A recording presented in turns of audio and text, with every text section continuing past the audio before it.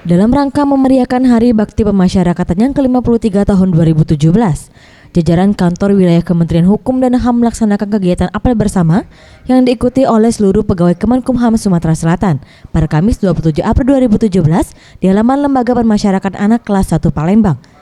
Acara ini juga dihadiri Asisten 3 Bidang Pemerintahan dan Kesejahteraan Rakyat Setda Provinsi Sumatera Selatan Ahmad Najib. Usai melakukan apel bersama, dilakukan juga pemusnahan ratusan telepon genggam dan charger sitaan milik penghuni lapas, hasil penggeledahan petugas dari beberapa lapas dan rutan yang ada di Palembang.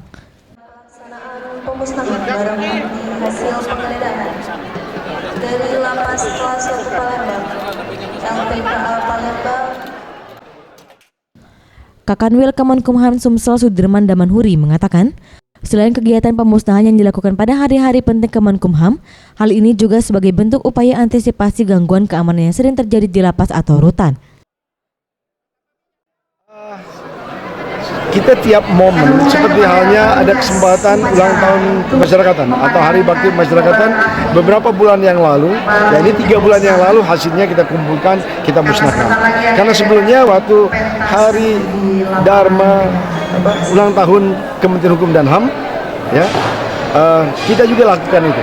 Ini nanti mungkin akan dikumpulkan lagi ketika ya ada upacara 17 Agustus, peringatan 17 Agustus, nanti kita juga akan lakukan ini. Jadi secara periodik kita lakukan pemusnahan dari hasil-hasil razia kita di dalam lapas dan rutan. Dirinya menambahkan dengan seringnya diadakan razia di lapas dan rutan serta kerjasama antara petugas dan warga binaan, maka konsep zero HP, zero pungli dan zero narkoba yang diterapkan Kemenkumham dapat terwujud. Tim Liputan Sriwijaya TV.